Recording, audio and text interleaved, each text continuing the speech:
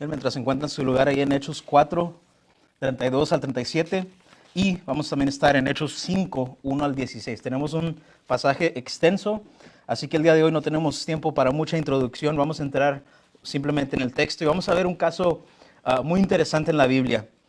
Esos casos que cuando tienes visitas en la iglesia no se quiere predicar. Y el título del sermón en esta mañana es Los cristianos son hechos. La vida de un cristiano, cómo fue la vida de los primeros cristianos hace 2000 años. Y vamos a ver eso en Hechos capítulo 4, 32 al 37. Los cristianos son generosos. Y vamos a ver versículos 32 al 37. Vamos a leerlo ahí en nuestras Biblias de una forma alternada. Dice así la palabra de Dios. Iniciamos con esto: una iglesia generosa.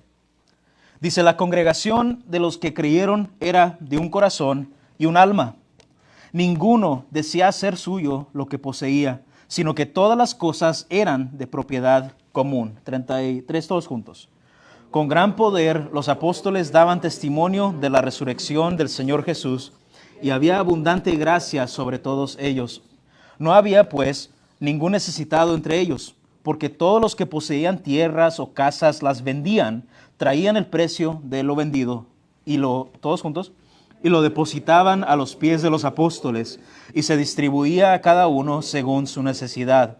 Y José, un levita natural de Chipre, a quien también los apóstoles llamaban Bernabé, guarde ese nombre porque lo vamos a seguir viendo en este libro, Bernabé, que traducido significa hijo de consolación, todos juntos. Poseía un campo y lo vendió, trajo el dinero y lo depositó a los pies de los apóstoles. Padre, gracias por tu palabra. Enséñanos, Señor, edifícanos, y que lo que aprendamos en esta mañana sea un desafío saludable, Señor, para nuestras vidas. Enséñanos a ser personas satisfechas, contentas con lo que nos has dado, hacer a un lado, Señor, el codiciar las cosas que tienen los demás, y sobre todo, Señor, aprender a ser dadores alegres, como dice tu palabra, Señor. Ayúdanos a edificar no edificios, no negocios, Señor, sino tu reino que permanece para siempre. Todo te lo pedimos en el nombre de Jesús. Amén. Iniciamos con esto y, como dije, puede que este sea un tema un poco difícil de predicar cuando hay visitas, y toma cierta madurez para comprender lo que vamos a ver el día de hoy. Pero iniciamos con esto, que es una extensión de la semana pasada. Vimos la semana pasada que los cristianos adoran a Dios juntos, y es literalmente vivir vida juntos bajo Dios. Es adorar a Dios no solamente en palabra y en canciones, sino en la forma en cómo tratamos a otros cristianos. Y yo espero y deseo, y es mi oración, que en Logos siempre podamos ser una iglesia así, que considere a otras personas, como decía la Biblia, ¿verdad?, más importantes que yo mismo. Considerar las necesidades de los demás como más importantes que las mías. Y esto es lo que vemos aquí. Vemos una iglesia generosa. ¿Y cómo se demuestra la generosidad? No con solamente palabras, sino con hechos. Y vemos esto, que la congregación, lo que dice ahí en el texto, dice: no había, 34, ningún necesitado entre ellos, porque todos los que poseían tierras o casas las vendían, y traían el precio de lo vendido a los pies de los apóstoles. En esta primera iglesia ahí en Jerusalén hace 2000 años, había pobreza, había necesidad, y no es como el día de hoy. Si tienes hambre, ¿a dónde vas? Pueden contestarme. ¿A dónde? ¿Al gobierno? Ok. No, si tienes hambre, pensemos literalmente, ¿a dónde vamos? Si ahorita yo digo, hermanos, y les invito a comer después del servicio de inglés, ¿a dónde iríamos a comer? ¿Dónde? Kiki's, Rudy's, mi lugar favorito. Si tienes hambre, vas, compras. Es lo que se llama aquí fast food, ¿verdad? Comida rápida. Ayer estaba en Whataburger esperando mi hamburguesa, pedí con fries, papitas extra crujientes, extra crispy. A mí no me gustan como gusanos, todos apachurrados, me gustan crispy. Y dije, ya se tardaron, apenas habían pasado 3 minutos, pero ya tenemos esa mentalidad: quiero, compro. En la antigüedad no había eso. En ese día comprabas lo que era para el día, lo que necesitabas para el día de hoy. No había refrigeradores, no había fast food. Ibas a comprar lo que te ibas a comer el día de hoy, y tal vez no se guardaba para mañana. Eso causaba mucha pobreza, mucha necesidad. Eso causaba que si no trabajaste hoy, no comes. Y lo que vemos en esta iglesia hace 2000 años es una generosidad abundante, una generosidad sobresaliente. Vimos que esta iglesia estaba tan unida que vendían terrenos. ¿Cuántos de nosotros no conocemos tíos, primos, abuelos o familiares que están peleando por los terrenos de la abuela, del abuelo? Y están ahí todos en el funeral. Ay, ¿por qué te la llevas? ¿Por qué apenas te la llevaste? Yo quería esos terrenos ya. Y algunos dirían amén. Ellos no pensaban así. Ellos pensaban, la hermana es viuda, no tiene hijos, no tiene esposo, y en esa sociedad ser viuda era lo peor, te quedabas en pobreza. Vamos a ayudarle a la hermana que ama al Señor, porque si decimos que la amamos en Cristo, debemos demostrar con hechos que la amamos en Cristo. Ellos tenían dice la Biblia, mira esto, quiero encontrar el versículo exacto. Versículo 32 dice, la congregación era de un corazón y un alma. Los griegos en ese entonces tenían una frase que decía, el alma, yo tengo el alma de mi amigo, que era por decir esto, que si yo te amo a ti, es como que tengo tu corazón dentro de mí, es como que tú eres parte de mí. Así vivía esta iglesia, pero quiero hacer énfasis en esto. No solamente porque hay unidad en una iglesia significa que jamás va a haber problemas. Y mucha gente brinca, no, pues ya acaso problemas, me voy de esta iglesia, es problemática. No, somos personas diferentes, somos personas con problemas, somos personas que Dios nos está salvando, santificando, arreglando nuestras vidas, pero todavía tenemos cosas por detrás que nos vienen siguiendo y que no se van a ir tan fácil. Sin embargo, esta iglesia se amaba y tanto que, como veíamos ahí, entregaban sus posesiones a los apóstoles, vendían sus casas. Ellos consideraban a otros cristianos como más importantes que aún mis posesiones y mi dinero. Entonces, la Biblia quiere que tú seas pobre en el nombre de Jesús. La Biblia quiere que tú vendas tu automóvil, tu casa, tus terrenos en el nombre de Jesús y lo entregues a Logos Baptist Church. Por favor, no me traigas problemas, no nos des nada. Hay iglesias que si tú vas a su página web donde dice Giving, ofrendas, le haces clic y dice, ¿cómo quieres dar? Tarjeta de crédito, gift card, y luego hay algo que se llama estate planning, bienes raíces, que puedes tú firmar tu casa a la iglesia, porque Dios te puso en tu corazón darla. No, la Biblia enseña que puedes tener propiedad privada, lo vemos en el Antiguo Testamento, pero algunos de ellos decían, he sido muy bendecido, incluyendo este hombre José, que ellos le llamaban Bernabé, era un apodo que le tenían. Este hombre Bernabé dice que entregó el dinero de su venta de su casa y se lo entregó completamente a los apóstoles. Ellos entendían, hermanos, como debemos entender nosotros, que cuál es la solución, cuál es el remedio para la avaricia o el codiciar las cosas de los demás. Generosidad. Si tú eres una persona que te la pasas, y es que eso es el marketing, te la pasas viendo, tengo el iPhone 13 Pro Max, pero quiero el iPhone 14 Pro Max, porque este ya está viejito. Si los ves son idénticos, pero es que es el más nuevo. Si tú como esposo, mi esposa ya no cocina como antes, ya no lava la ropa como antes, ya no plancha la ropa, y el vecino, la esposa está todo el día planchando y haciendo quehaceres. Eso es codiciar, y la Biblia dice, no codicies la esposa de tu prójimo. ¿Cuál es la solución a todo esto? Ser generoso. Ser generoso. ¿Por qué debemos ser generosos? Porque esto ilustra cómo va a ser el reino de Dios. En el reino de Dios nos dice Apocalipsis, las calles van a ser de oro. Ya ve por lo que nos peleamos el día de hoy. Por joyas, por terrenos, por propiedades. Y en el reino de Dios nos enseñó Jesús, el oro va a ser como polvo en el suelo. No va a importar. ¿Qué también vemos en este pasaje? Que la iglesia, los hermanos confiaban en los apóstoles, que iban a ser responsables para administrar bien las finanzas de esa congregación.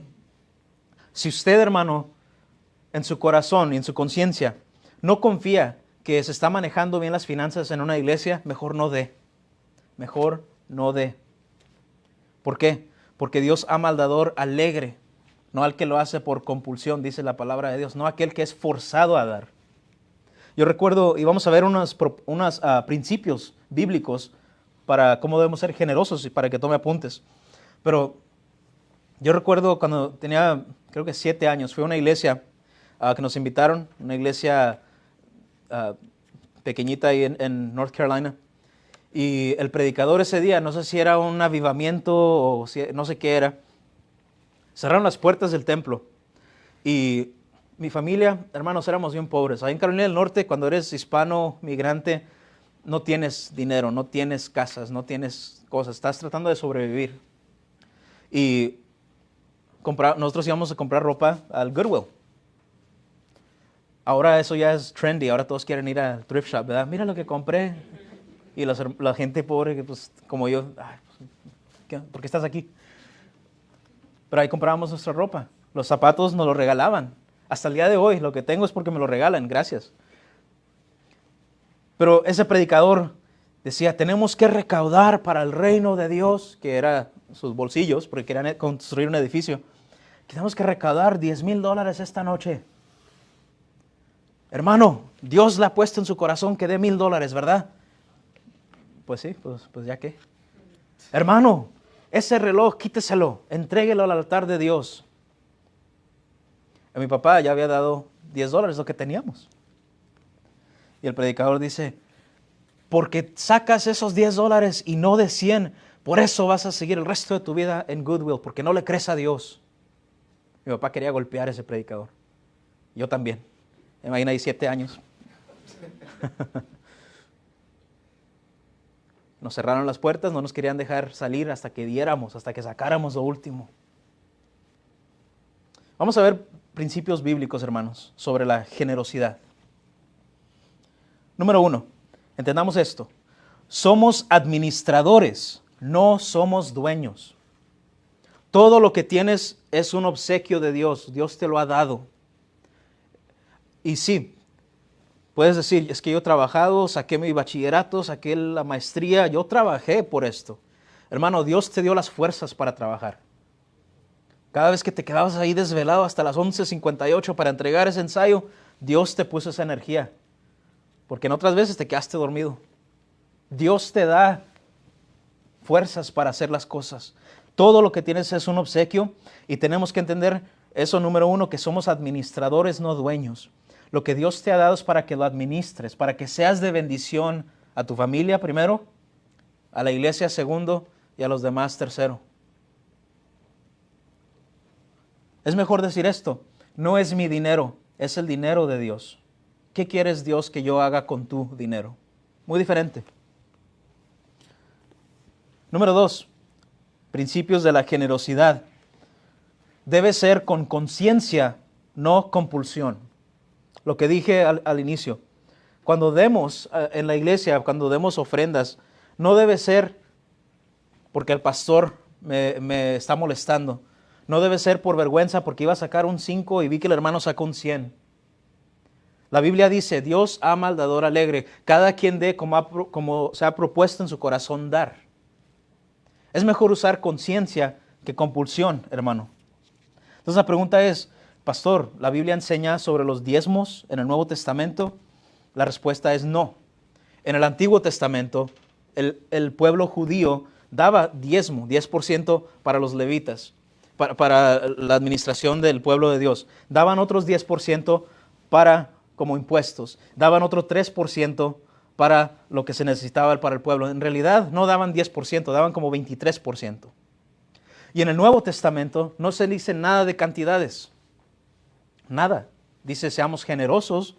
Dice, demos como hemos puesto en nuestro corazón. Dice Pablo a otra iglesia, ustedes me han bendecido abundantemente cuando estaba en la cárcel. Pero eso de 10% es un buen inicio. Es una buena disciplina. Pensar, ¿sabes qué, Dios? Tengo $10. Gracias, son tuyos. ¿Y tú me permites quedarme con 90% de esto? Gracias, Dios, eres muy generoso conmigo. Entonces, 2, conciencia, no compulsión.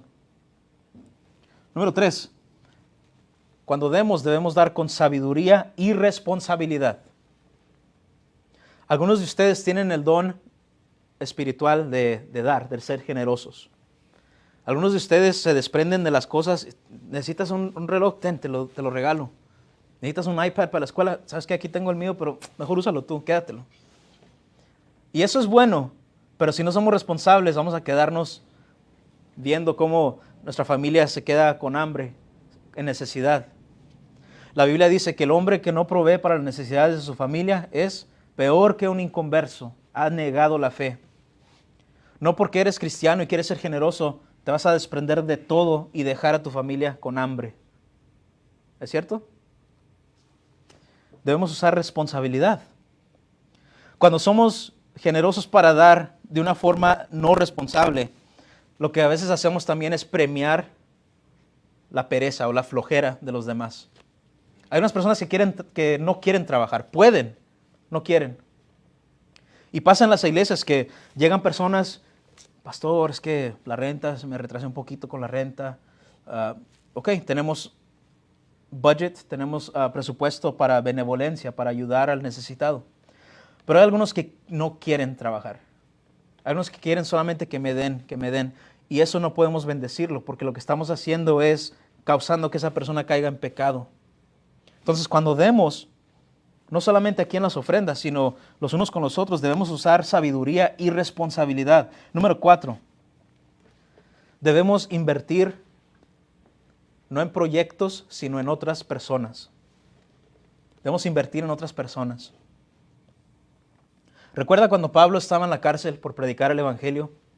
La iglesia juntó dinero y lo mandó con alguien y se lo llevó a Pablo para que tuviera Pablo para comer, para comprarse un abrigo estando en la cárcel porque era muy frío.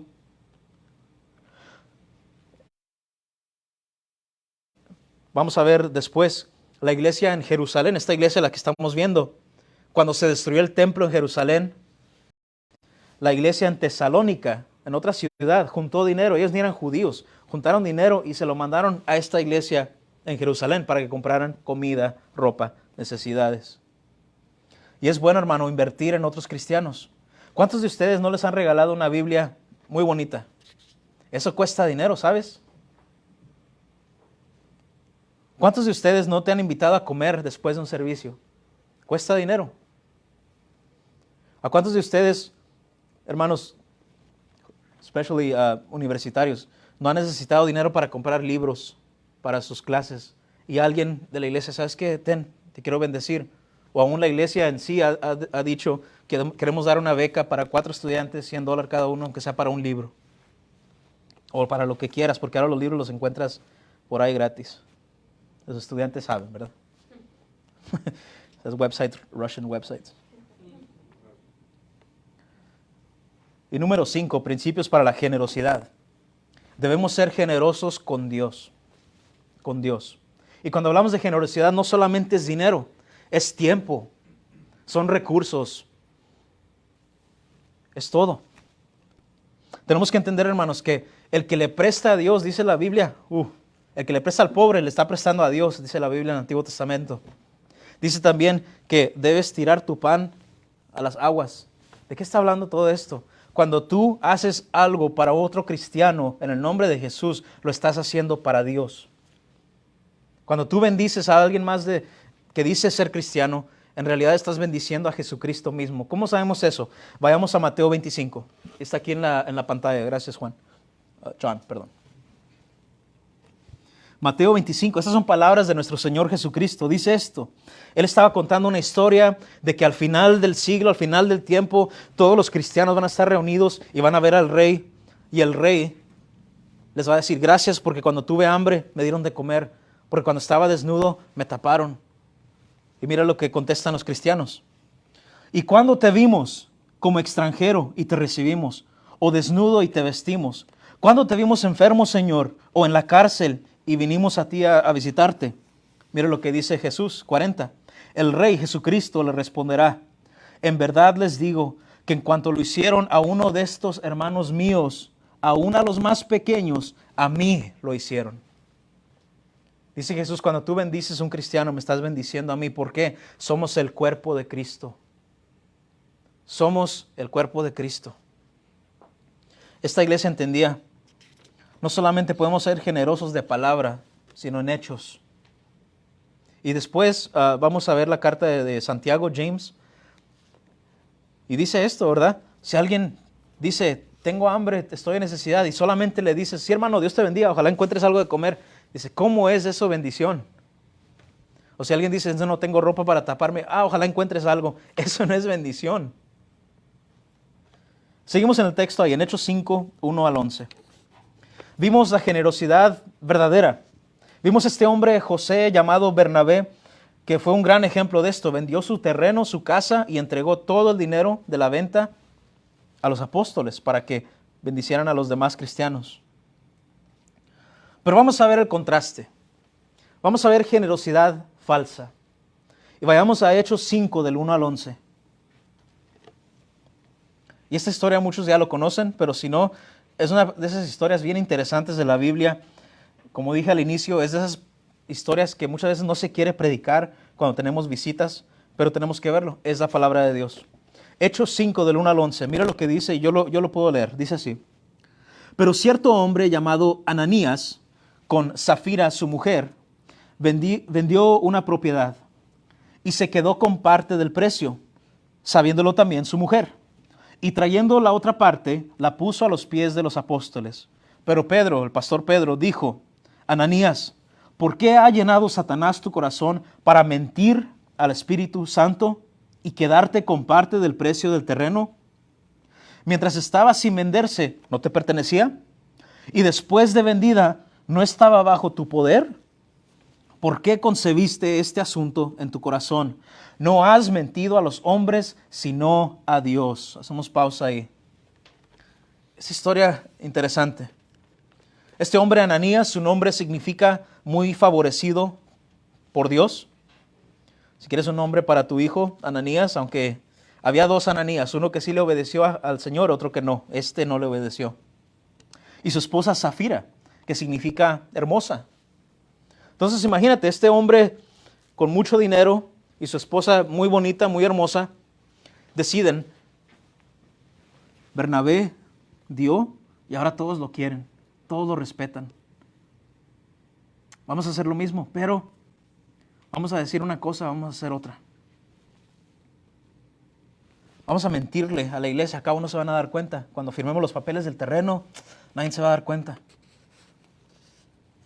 ¿Y qué dice Pedro? Esto es de Satanás el diablo, que puso esto en tu corazón, Ananías. Le dice Pedro a Ananías, era tu terreno, no lo tenías que vender, no te lo estábamos pidiendo. ¿Tú crees que Dios necesita de tu dinero? Tú decidiste darlo. Y tú prometiste cierta cantidad y ahora te quedaste con otra parte. Era tuyo, hasta cuando lo vendiste era tuyo. Pero lo que hiciste fue mentirle a Dios. Seguimos en el texto ahí, en el versículo número 5. Mira esto. Al oír Ananías estas palabras, cayó y, ¿qué dice? Se murió. Mejor bien dicho, Dios lo mató. Y vino un gran temor sobre todos los que lo supieron. Entonces los jóvenes, ahí está el ministerio de jóvenes, ¿verdad? Mire qué labor les dieron a los jóvenes de la iglesia. No ir a jugar voleibol, no ir a hacer campamentos, mira. Entonces los jóvenes se levantaron y cubrieron el cuerpo de Ananías y sacándolo le dieron sepultura. Ese fue el ministerio de los jóvenes, ir a enterrar muertos. Deberíamos hacer eso, ¿verdad? Terrible. Le mintió a Dios y Dios lo mató. Y tal vez tú dirías, eso no es justo. ¿Quién es Dios para quitar la vida? Mi amigo, Dios da la vida. Dios es el único que puede quitar la vida. Mira el resto de la historia. Versículo 7. Como 3 horas después, que si hacemos una nota ahí, ¿cuánto duró este culto, verdad? Este servicio. 3 horas después todavía están ahí reunidos. A ver si no hacemos esto aquí.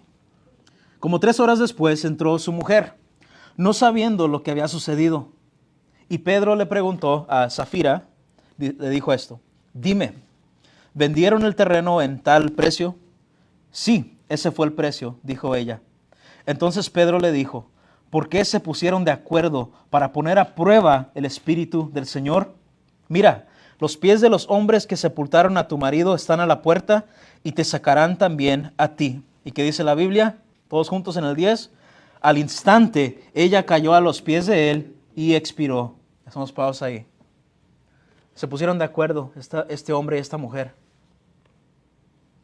Muy importante, muchachos, ayuda idónea.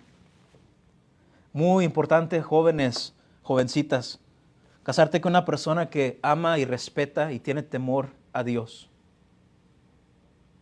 Si regresamos, esto me recuerda un poquito de Adán y Eva, ¿no? ¿Qué hizo Eva? Le creyó a la serpiente, al diablo, tomó de la fruta y dice que se la dio a su esposo que estaba ahí viéndola. Se pusieron de acuerdo. ¿Qué debió haber hecho Adán en ese momento? Cuando empezó a hablar la víbora, la serpiente, no molestes a mi esposa. Ananías y Zafira se ponen de acuerdo para hacer esta estafa a Dios, para mentirle a Dios. ¿Qué tuvo que haber hecho aquí Zafira cuando se dio cuenta de lo que quería hacer su esposo? Ir a hablar con el pastor. Pastor, está pasando algo. Ayúdanos. Hablar con el Señor Jesús directamente. Señor Jesús, mi esposo anda haciendo cosas raras, por favor, ayuda a este hombre. No lo hicieron, se pusieron de acuerdo. Al instante ella cayó y expiró. Y dice la Biblia ahí en el 10. Al entrar los jóvenes, la hallaron muerta. Apenas acaban de enterrar a este hombre. Otra más. Qué lindo ministerio. Al entrar los jóvenes, la hallaron muerta. Entonces la sacaron y le dieron sepultura junto a su marido. Y vino un gran temor sobre toda la iglesia y sobre todos los que supieron estas cosas. Vemos esto. Que en toda iglesia, hermano, vamos a encontrar personas que dicen que creen en Dios, pero en realidad no confían en Jesucristo. Una gran diferencia. Dice la Biblia que aún los demonios creen en Jesús, pero tiemblan. Los demonios sabían quién era Jesús. Le decían, Jesús, tú eres el Hijo de Dios, el Santo de Israel, no nos tortures. ¿Y qué les decía Jesús? Cállense. Ellos sabían y creían que Jesús era el Hijo de Dios. No es suficiente creer que es el Hijo de Dios. Lo que tienes que hacer es confiar en Él personalmente. Y te animo, mi amigo, mi amiga, que me escuchas, y también en redes sociales y todo eso. No te confíes de que porque estás en una iglesia, porque tienes familia cristiana, porque fuiste a Vacation Bible School de niño, de niña, porque a veces le bajas tantito cuando canta Bad Bunny o alguien en el radio porque esto no es de Dios. No te confíes que eso te va a salvar. La salvación es algo personal. La salvación es algo real. La salvación es algo entre tú y Jesucristo el Señor. Y en toda iglesia vamos a encontrar personas que dicen creer en Cristo, pero no confían en Él. Déjame decirte esto, hermano. La espiritualidad falsa es suficiente para condenarte al infierno. Un poquito de espiritualidad, un poquito de me acerco a las cosas de Dios es justamente suficiente para condenarte al infierno, porque Dios no quiere tu religión, Dios quiere tu obediencia, que es demostrada en tus hechos, que es un fruto de lo que es fe verdadera. Ellos pensaron, podemos engañar al pueblo, podemos quedar bien con todos para que seamos alguien importantes en la iglesia. Y sí, puede que engañes a los demás, como decía Pedro, no le mintieron a la iglesia. A final de cuentas, le estamos mintiendo a Dios. Te animo con esto. Cuando hablamos de generosidad aquí en la iglesia, de dar, da lo que Dios ha puesto en tu corazón, ni un centavo más, ni un centavo menos. Justo lo que era para Dios. Y tú dices, ¿pero qué de esa viuda en el Nuevo Testamento que dio las últimas moneditas? Hermano, eso no era un ejemplo para seguir. Esa era una historia de Jesús diciendo cómo los religiosos se aprovechan de las viudas. Dios no te está diciendo que te quedes en pobreza en el nombre de Jesús, sino que seas generoso de acuerdo a tu conciencia. Ellos no lo hicieron. Ellos le mintieron no solamente a la iglesia, le mintieron al Espíritu Santo. Y hacemos nota en esto, el Espíritu Santo no es energía, El Espíritu Santo no es un sentimiento de mucho calor, así que me voy a revolcar en el piso y correr y cantar. El Espíritu Santo, es Dios. El Espíritu Santo es parte de la Trinidad divina. El Espíritu Santo es tal Dios como Jesús y como el Padre. El Espíritu Santo es Dios. Es una persona. ¿Cómo sabemos? Tú no le puedes mentir al aire. Tú no le puedes mentir a la energía ni a los sentimientos, pero a una persona le puedes mentir. El Espíritu Santo es Dios y ellos le mintieron a Él. Y aquí el pecado no fue el dinero. El pecado no fue el dinero, así que no te sientas chantajeado, no te sientas presionado a dar más, para nada. El pecado aquí fue mentir a Dios. Te animo, amigo, amiga, que no eres creyente, ríndele cuentas a Dios de una vez mejor. Habla con Dios ya. Y para ti que eres cristiano, no le mientas a Dios. ¿Qué dice la Biblia acerca de las mentiras? Te voy a dar 3 versículos y si quieres apúntalos para el miércoles tener buenas notas. Solamente los voy a leer. ¿Qué dice la Biblia sobre las mentiras? Proverbios 26, 28 dice esto: la lengua mentirosa odia a los que oprime. ¿Cómo ve Dios las mentiras? Como odio. Porque si tú amas a alguien, le dices la verdad. Pero dice Proverbios, la lengua mentirosa odia a los que oprime. Aquí Ananías y Zafira demostraron por su mentira que no amaban a Dios. Entonces, pastor, ¿ellos eran creyentes o no eran creyentes? Demostraron por sus hechos que no amaban a Dios, sino que odiaban a Dios. Proverbios 6 dice esto, 16 al 19. 6 cosas hay que el Señor odia. Si alguien te enseñó que Dios no odia a nada ni a nadie, una mentira. Mira esto, 6 cosas hay que el Señor odia y 7 son abominación para Él. Ojos soberbios. ¿Ananías y Zafira fueron soberbios? Claro que sí. Lengua mentirosa, ellos mintieron.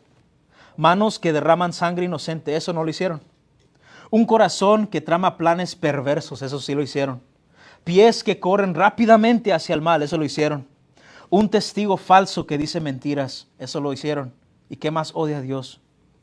El que siembra discordia entre hermanos, el que causa problemas en el pueblo de Dios. Ellos lo causaron. ¿Qué más dice la Biblia sobre mentiras? Esto dijo Jesús en Mateo 5. Dice, ni jurarás por tu cabeza, porque no puedes hacer blanco o negro un solo cabello. Y créanme, hermano, yo intenté, no se puede. Antes bien, sea al hablar de ustedes, sí, sí o no, no. Porque lo que es más de esto procede del mal. ¿Qué dice Jesús? Di la verdad. Y no andes prometiendo cosas que no puedes cumplir. ¿Sí?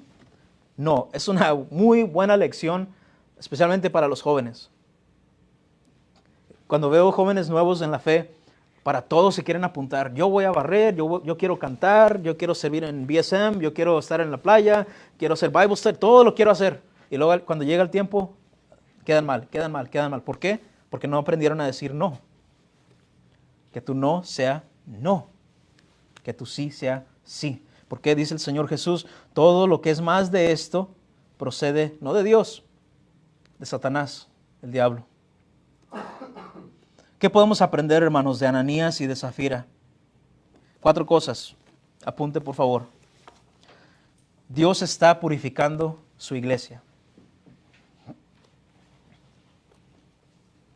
Dios está purificando su iglesia. ¿Qué hizo Dios aquí? Sacó a 2 personas literalmente inspiradas por Satanás, las sacó de la iglesia. Y este fue un caso extremo.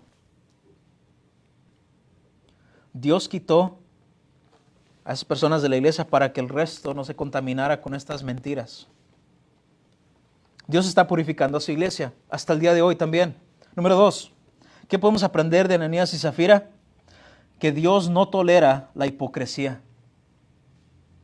Si tú dices, yo no voy a la iglesia porque me cansé de hipócritas, hermano, yo también. Yo también me he cansado. Y me he cansado de ser hipócrita también. Dios no tolera la hipocresía. ¿Por qué? Dios ve tu corazón. Dios ve dentro de ti tus intenciones, tus motivaciones. Si tú alguna vez has dicho, yo voy a dar más dinero para quedar bien con el pastor, hermano, Dios conoce tu corazón. O si alguna vez tú has dicho, no me visitó el pastor esta semana, no voy a dar. Dios conoce tu corazón. Y tal vez diga esto, that's funny. No creo que sea cierto, hermano, lo he visto. Lo he visto. Número 3. ¿Qué aprendemos de esto? Que Dios no necesita nuestro dinero. ¿Tú crees, hermano, que el dueño del universo, que es dueño de toda la plata y el oro, necesita tu dinero? No es que necesite tu dinero, es que Dios quiere que tú seas de bendición. Quiere que tú aprendas a ser una persona generosa. Y lo vemos en esto. Por ejemplo, Ananías y Zafira, cuando murieron, este terreno ya se había vendido. ¿Qué pasó con el dinero? Sería la pregunta de muchos. Probablemente se devolvió a Roma, al Estado, como impuestos, o probablemente la familia de ellos se lo quedó. En realidad no se necesitaba el dinero. Y yo también comparto esto, hermanos. Aquí en la iglesia, igual, una vez más, si tú dices, yo no concuerdo, no me gusta, no des. Porque Dios aún, con lo mucho, con lo poco, Dios va a proveer para lo que es suyo.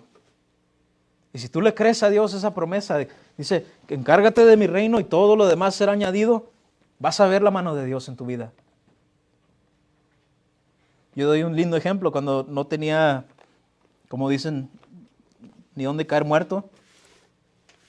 Yo trabajaba en una lavandería. Trabajaba de sábado 5 de la mañana, cerraba sábado a las 11 de la noche, trabajaba domingo a las 5 de la mañana, cerraba domingo 11 de la noche. Así que no tenía weekends off. Para ganar $50 el sábado y $50 el domingo. Es lo que hay.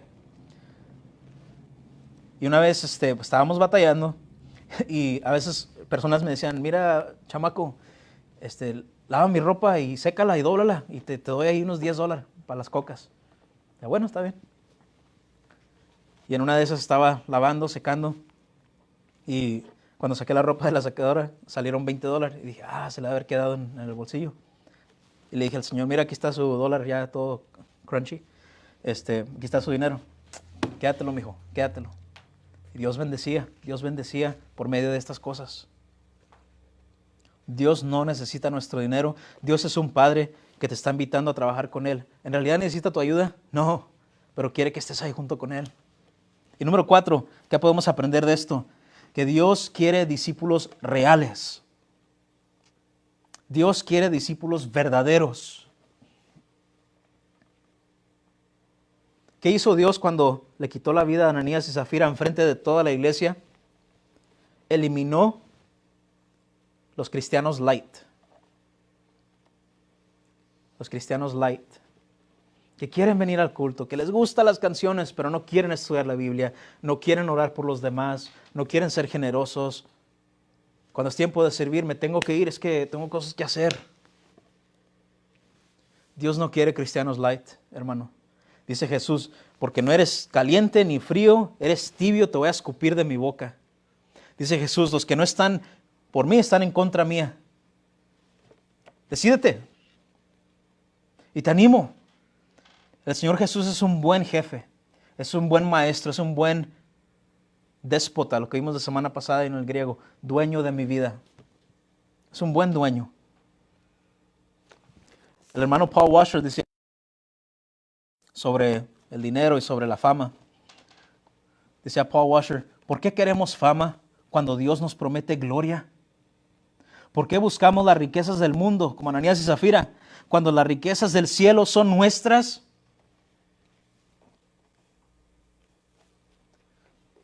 Eso lo aprendí de mi pastor. Si tienes las manos cerradas porque no quieres soltar las cosas, Dios no pondrá más. Pero si eres unas manos para bendecir, para bendecir, para bendecir, Dios siempre pondrá algo ahí. Y con esto cerramos. Hechos 5, 12 al 16. Y esto fue el resultado. ¿El resultado de qué? De una iglesia generosa. Y el resultado de lo que hizo Dios en eliminar a estos cristianos falsos de la iglesia. Hechos 5, 12 al 16. Este fue el resultado, una buena reputación entre el pueblo. Recuerda, esta iglesia era aproximadamente 8,000 personas. Y todos sabían quiénes eran. Aquellos que dicen ser seguidores de Jesús. Dice esto: por mano de los apóstoles se realizaban muchas señales y prodigios, milagros entre el pueblo. ¿Por mano de quién, hermano? Por mano de los apóstoles. Acabo de ver una invitación que aquí en el Hidalgo Event Center, que en unas semanas van a hacer un avivamiento y traigan a sus enfermos, dice ahí la invitación. Por mano de los apóstoles se realizaban señales y prodigios entre el pueblo, y acostumbraban a estar todos de común acuerdo en el pórtico de Salomón. Todos estaban de acuerdo en el templo. 13. Mira el resultado de esto. Pero ninguno de los demás, los no creyentes, se atrevía a juntarse con ellos. Decían, no vamos a ser cristianos light. A Dios no le gusta, mejor ni nos juntamos con ellos. Sin embargo, el pueblo los tenía en gran estima. Mira esta gente cómo se quiere, cómo se ama. Y más creyentes en el Señor, multitud de hombres y de mujeres, se añadían constantemente al número de ellos, a tal punto que aún sacaban a los enfermos a las calles y los tendían en lecho y camillas, para que al pasar Pedro, siquiera su sombra cayera sobre alguno de ellos. También la gente de las ciudades en los alrededores de Jerusalén acudía, trayendo enfermos y atormentados por espíritus inmundos, demonios, y todos eran sanados por las manos de los apóstoles. ¿Qué pasó aquí?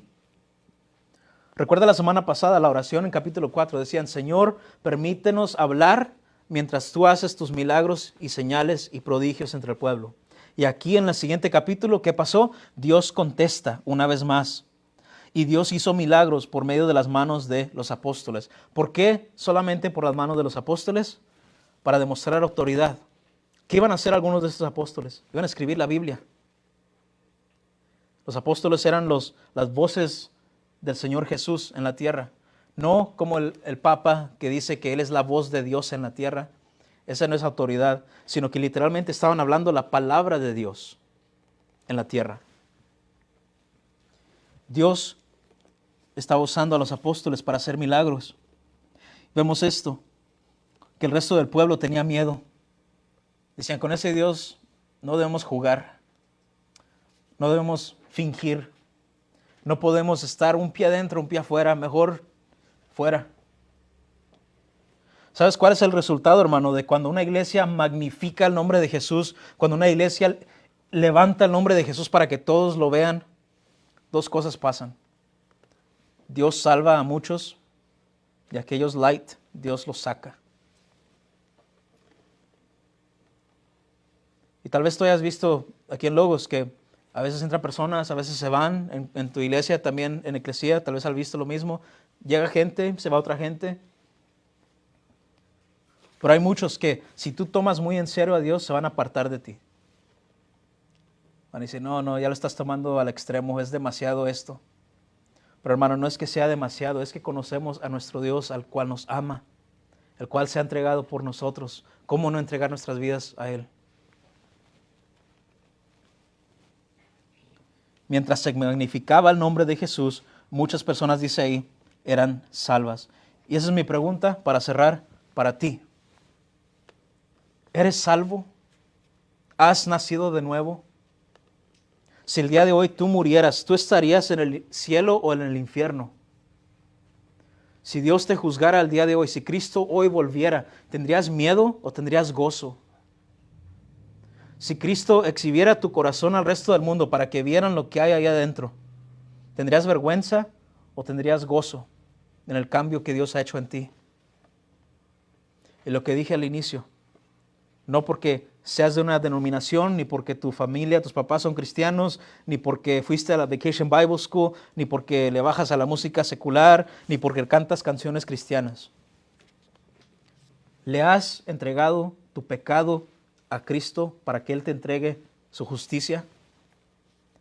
¿Te has entregado como un esclavo a Jesucristo para que Él sea el dueño de tu vida? Y tú quieres ir al cielo no porque quiero estar en un mejor lugar y ver a mi abuela. ¿Tú quieres estar en el cielo para ver a Dios cara a cara como amigo? Examínate. Esta iglesia, hermanos, fueron un gran ejemplo de generosidad y amor porque ellos creyeron. Juan 13, y lo vamos a ver aquí. Palabras del Señor. Un mandamiento nuevo les doy, les dijo Jesús, que se amen los unos a los otros, que como yo los he amado, así también se amen los unos a los otros. Y en esto conocerán todos que son mis discípulos, si se tienen amor los unos a los otros. ¿Y cómo te amó Cristo a ti? Dios vino a esta tierra. Dios vino como un ser humano, Jesús. Dios vivió una vida perfecta que tú no has vivido. Dios, Jesucristo mismo, el Hijo de Dios, tomó la culpa de tus pecados, fue torturado, fue crucificado y nunca se bajó de esa cruz, sino que dijo, consumado es. Ya estoy aquí pagando todos los pecados de mi pueblo. Y Jesús murió y al tercer día resucitó para salvarte a ti, para darte una vida nueva, una vida eterna, para hacerte una nueva criatura, para asegurar de que tus pecados sean perdonados y asegurar de que tú estés con Él en el cielo por toda la eternidad. Así te amó Jesús a ti. Y dice Jesús, así como yo los amé a ustedes, ámense los unos a los otros. Iglesia, seamos una iglesia entregada así los unos a los otros. Vamos a orar. Padre Santo, gracias por tu palabra. Gracias, Señor, por enseñarnos lo que es el amor verdadero. Señor, perdona nuestras ofensas, perdona nuestros pecados, son muchos, Señor. Estamos cansados, Señor, como cristianos de batallar con esta carne. Pero tú, Señor, nos puedes librar. Y por fe tú nos has librado. Danos, Señor, paz en nuestro corazón sabiendo que tú eres nuestro Señor y Salvador. De que contigo, Señor, estamos a salvo, estamos en el hueco de tu mano. Te amamos, Señor Jesús, te adoramos, Señor Jesús. Y no solamente de palabras, sino con nuestra obediencia. Permítenos, Señor, oportunidades para ser generosos dentro y fuera de estas cuatro paredes. Ayúdanos a entender, Señor, que todo es tuyo. Solamente somos siervos, hasta siervos inútiles, que solamente hacemos lo que teníamos que hacer. Te amamos, Señor, porque tú nos has amado a nosotros, porque tú diste tu cuerpo y tu sangre por nosotros, y porque no te dio vergüenza morir por tu pueblo y resucitar por tu pueblo. Seguimos todos orando en privado. Esto es costumbre en nuestra iglesia. Quiero darte tiempo a ti como cristiano de hablar con Dios. No debería ser nada difícil. Él es tu Padre, Él es tu Señor. Pero tal vez para ti que nos sigues o para ti que estás aquí presente, que no estás seguro de tu salvación, te quiero dar tiempo para responder. Habla con el Señor Jesús. No tienes que repetir ninguna oración ni venir adelante. En privado, donde Dios te escucha en privado. Habla con Él. Pon tu fe en Jesús. Vamos todos a orar en privado unos minutos.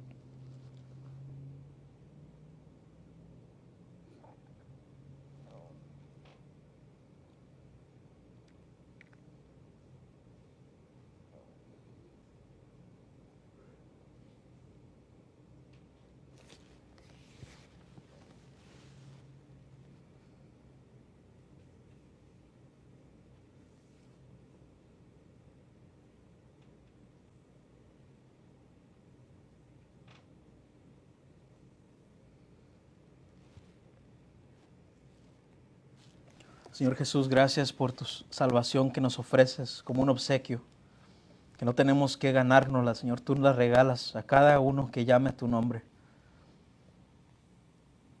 Y podemos dejar de ser enemigos, Señor, para ser no solamente amigos, sino hijos de Dios. Y gracias, Señor Jesús, porque tú no pierdes ni un solo cristiano. Tú los guardas hasta el final. Te amamos, Señor. Te adoramos.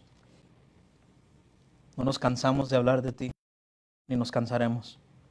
Tú eres toda nuestra vida, Señor Jesús. Ahora envíanos, Señor, como misioneros a esta ciudad, a ver con tus ojos, Señor, a pensar tus pensamientos, a amar a nuestros vecinos, a nuestros prójimos,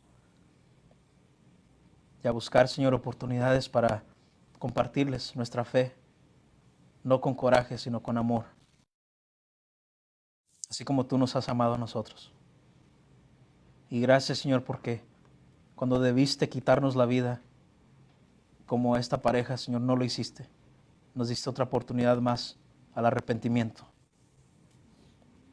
Te pido, Señor, por mis amigos, los que escuchan mis palabras, Padre, que ellos el día de hoy puedan arrepentirse de sus pecados y puedan poner su fe absoluta en tu Hijo Jesús para la salvación de su alma. Y gracias, Señor, por este tiempo que nos das. En el nombre de Jesús te pedimos todo esto. Amén.